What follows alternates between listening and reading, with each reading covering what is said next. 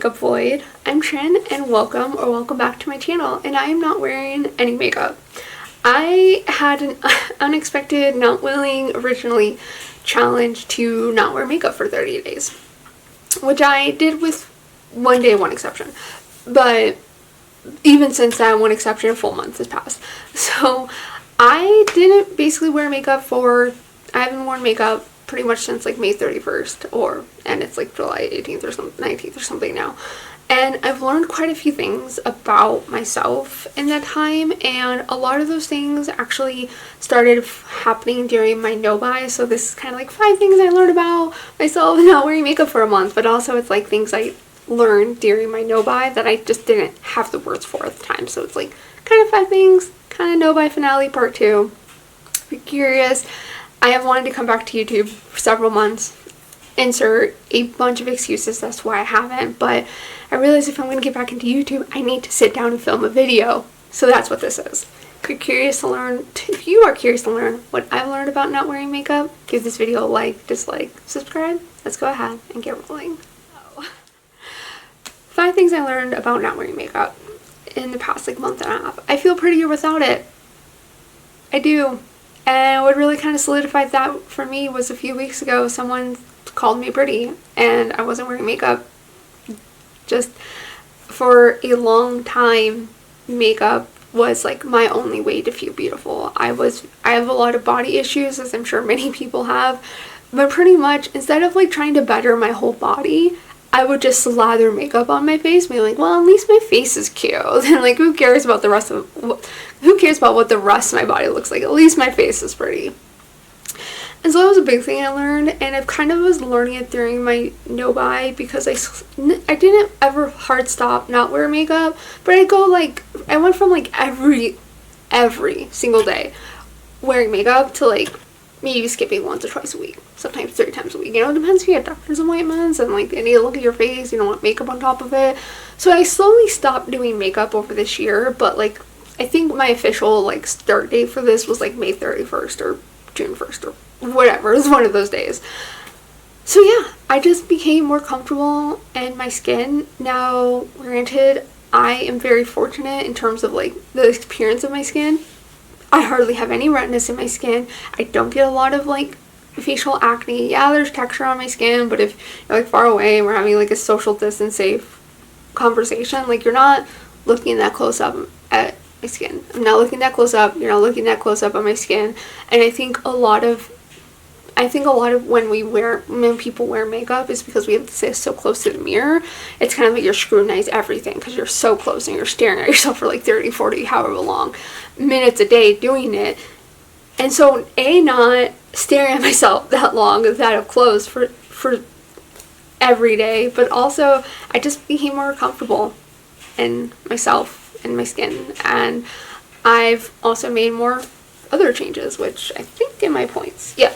Well, yeah, the last point's kind of like that. But basically, I just feel prettier without makeup.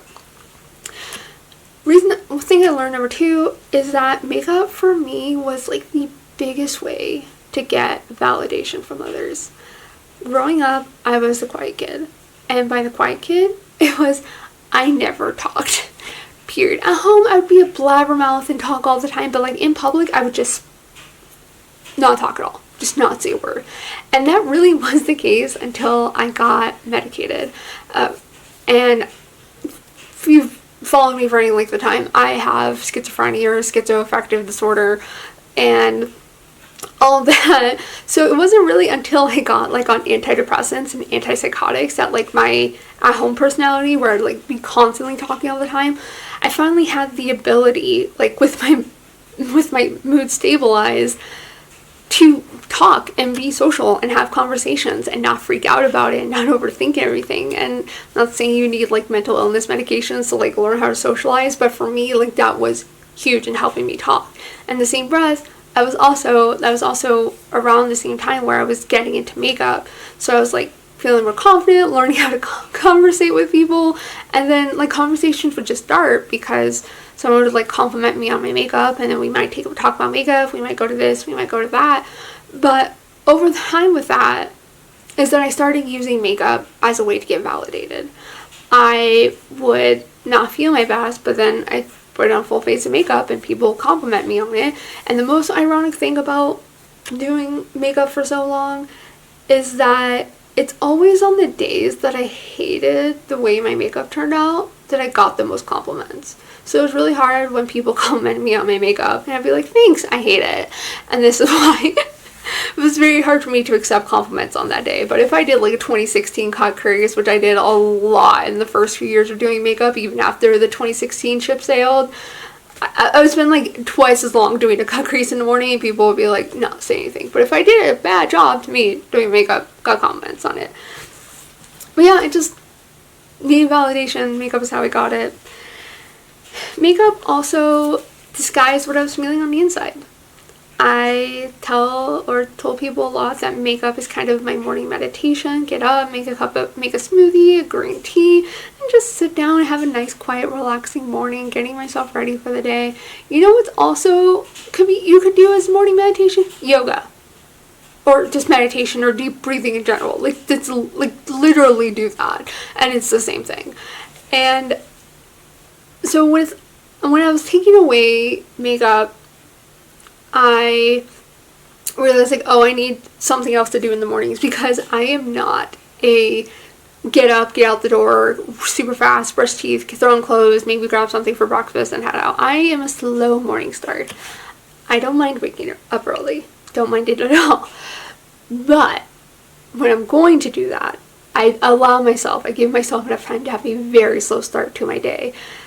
So when on my bad days, when I wasn't doing my best, especially this past year has been really hard. My husband lost his job last December, and it just feels like we keep getting hit and hit and hit. I'm like, when is this gonna stop?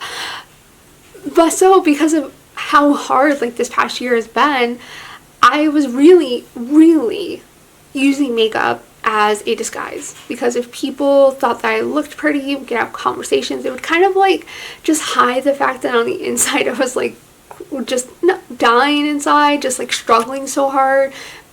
Makeup for a lot of people is literally putting on a mask every day, a physical mask. For me, makeup was an emotional mask, and by letting go of that, I can't say it's made things better. It's just allowed me to be more vulnerable and not necessarily hide every single thing with what's going on. And last year was rough too. I was really dealing with severe psychosis, but makeup didn't feel like a mask back then. It really started feeling like a mask this year, whether it was with the no-buy or just with psychosis is a very internal thing, but I think with the external stuff that's been going on, it just even more so became a mask, and just stopped me doing makeup allowed me to let it go.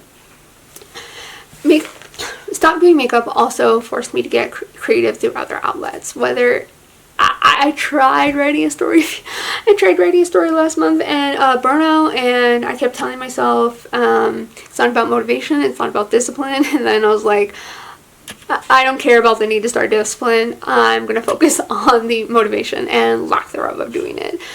But also, just not even creative writing or anything, which is what I've loved for so much of my life. But in terms of what I do, which it pretty much point number 4, which we're on, and point number 5 are pretty much one and the same, is that it forced me to change priorities. That's point number 5, basically. It forced me, letting go of makeup forced me to change priorities. And so as still wanting a slow start to my morning, it's well, if I'm not doing makeup, am I just going to sit around for 30 or 40 minutes, just kind of twiddling my thumbs before work? I need to be productive somehow. So I replaced doing makeup originally with yoga. And yoga, for me, I went on a yoga binge basically a few years ago. And when I was starting, just before I did this no more wearing makeup or lack of makeup, whatever, I was remembering, remember when you did yoga a few years ago and how better you felt, how more confident you felt because you were taking care of your body and just moving it? And do you remember how your psychosis was very limited during that time? Do you remember that? Do you remember how good you felt? And when I did yoga the first time, it wasn't just immediately stopping makeup and immediately going to yoga. It was a slow fade of slow fade of not wearing makeup and choosing yoga over it. And I did remember that positive impact yoga had on me last year, but I tried to have it both ways in terms of like having enough time in the mornings to do yoga and makeup. So I was getting up even earlier even for me, and I just couldn't do it, and I just ended up choosing makeup like every single time because my brain is like, I could do a 30-minute yoga practice or 20 to 30 and then do like a 10-15 minute makeup look, and I was like, I am not a 10 to 15 minute makeup person. That is not me. I don't think I can ever do it. Like, it's never been a thing for me, so I just didn't really push myself hard to prioritize yoga last year, whereas the past month and a half I have.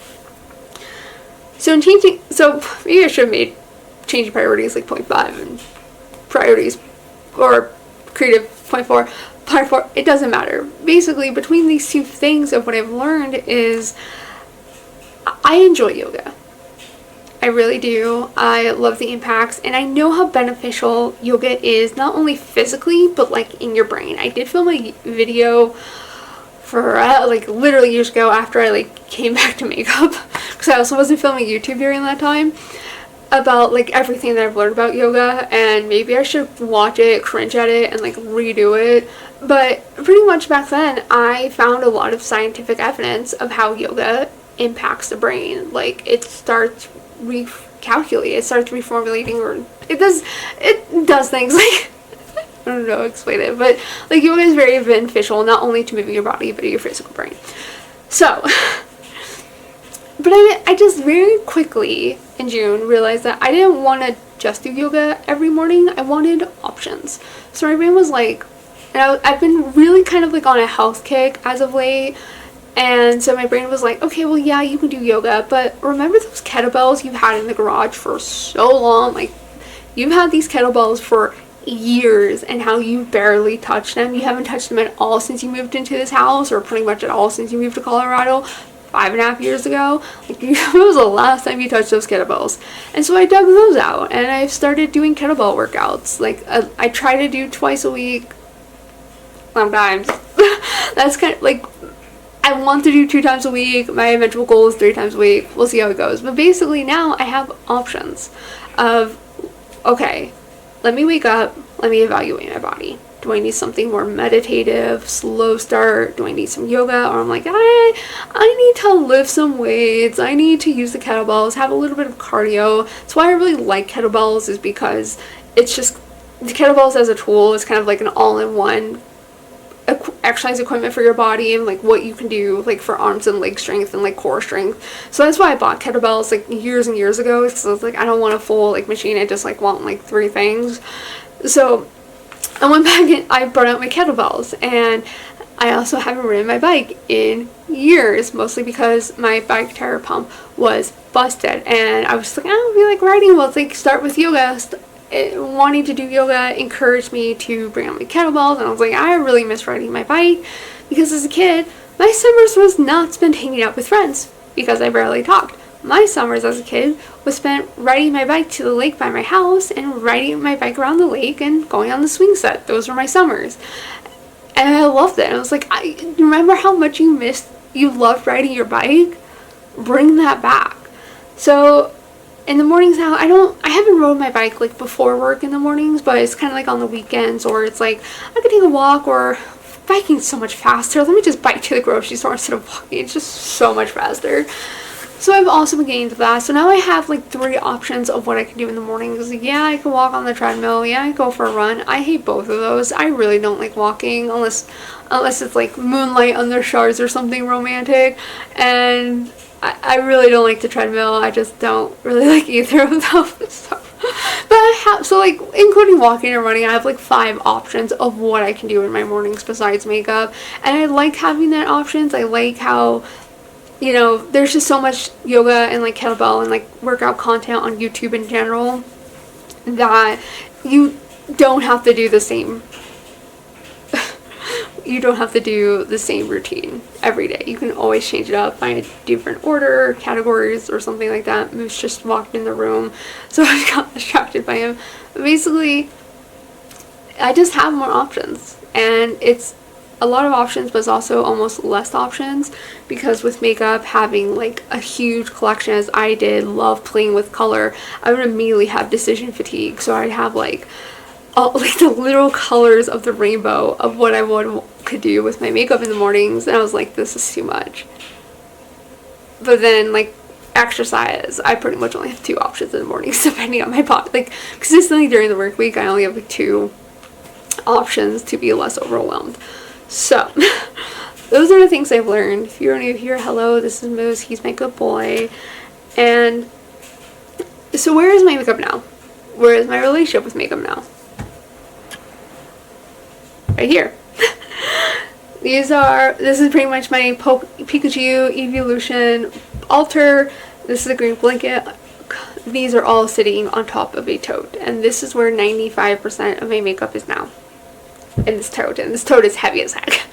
It's so heavy. I think lip products are somewhere still in my closet, but like the majority, like eyeshadow palettes, blushes, bronzer, like the majority of my makeup is in this giant tote. And I did set aside a makeup bag of, if I do feel like doing a full face of makeup, I have access to it. I have the means to do it. But I don't feel the itch anymore. And like in that makeup bag, it literally has everything besides like a powder puff and like a makeup sponge. And if I was to ever feel like doing makeup, like I'm going on vacation next month, I'm wondering if I would bring my makeup bag with me, in which case I'd just buy a sponge and a powder puff or something. But pretty much like everything else, like the full face of makeup minus those 2 tools, are in that makeup bag. Period. So if I ever feel like it, I do have it out. I don't have to like shift through this to get it. So yeah, I've just let go, and I'm honestly happier without it. Like just physically, but also physically, because I haven't been doing makeup. I've been spending my mornings exercising my body. That triggered me to start eating better. And so kind of like between letting go of makeup kind of freed brain space up to prioritize other things in my life. I feel a lot better without it. I do want to get back into YouTube. Part of my procrastination is I don't know where I want my channel to go, but I think for now it's going to be a few kind of like life update videos. Moose wants to be held. It's going to be like a few more life update videos. I just kind of wanted to come back with this one because it's makeup related, and it's the end of makeup content on my channel. I maybe will get to a point where I put makeup on to film a YouTube video, maybe, but it's not going to be the start of my content. It's not going to be the start of my channel. I am going to deviate from it. I don't know what that means or where it's going, but it's happening. So if you're curious, if you want to stick along for the ride, just things are coming, and that's just how people evolve and stuff. So thank you so much for watching. I think because my arms have been moving around so much, my watch thinks I've been on a run for 10 minutes, which is great. Thank you all so much. As always, catch you in my next video. Have joy, and bye!